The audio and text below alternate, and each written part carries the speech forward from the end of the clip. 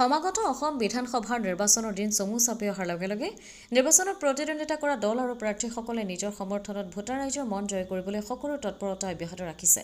সমান্তৰালভাৱে নিৰ্বাচনটো যাতে সুকলমে সম্পন্ন হয় তাৰ বাবে নিৰ্বাচন আয়োগৰ নিৰ্দেশনা অনুসৰি আৰক্ষী বিভাগকে ধৰি চৰকাৰ প্ৰশাসনৰ দায়িত্ববাহী বিষয়া কৰ্মচাৰীসকলেও ব্যাপক তৎপৰতা অৱলম্বন কৰা পৰিলক্ষিত হৈছে। ইয়াৰ ভিতৰত নিৰ্বাচন আচৰণ বিধি উলংঘা কৰা লোকৰ বিৰুদ্ধে কঠোৰ হৈছে আৰক্ষী প্ৰশাসন।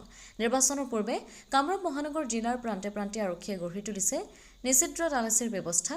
বিশেষকৈ বৰঝাৰ বিমানবন্দৰৰ পৰা মালিগাঁৱলৈ গুৱাহাটীৰ পশ্চিম প্ৰান্তৰ দুৱাৰমুখৰ হিচাপে পৰিচিত অঞ্চলটোৰ প্ৰধান পথকে ধৰি প্ৰতিটো বাট পথত আৰক্ষী প্ৰশাসনৰ ব্যাপক তৎপৰতা দেখিবলৈ পোৱা গৈছে। বিধানসভাৰ নিৰ্বাচনৰ দিন চমু চাপি অহাৰ লগে লগে নিৰ্বাচন আয়োগৰ নিৰ্দেশত সক্ৰিয় হৈ উঠিছে ফ্লাইং স্কোৱাডৰ দল।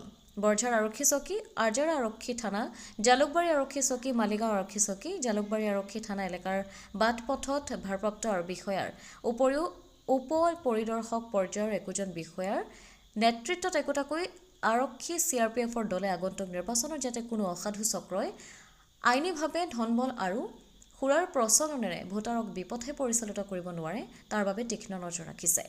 অৱশ্যে তালাচীৰ সময়ত কোনো নিষিদ্ধ সামগ্ৰী বা নগদ ধন উদ্ধাৰ হোৱা নাই যদিও নিৰ্বাচন সমাপ্ত নোহোৱালৈকে এইদৰে চলি থাকিব আৰক্ষীৰ তৎপৰতা।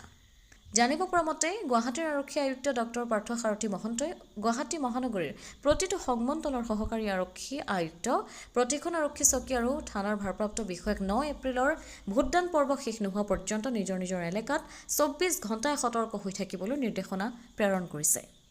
ব্যুৰ' ৰিপৰ্ট অমৃত নিউজ 24/7।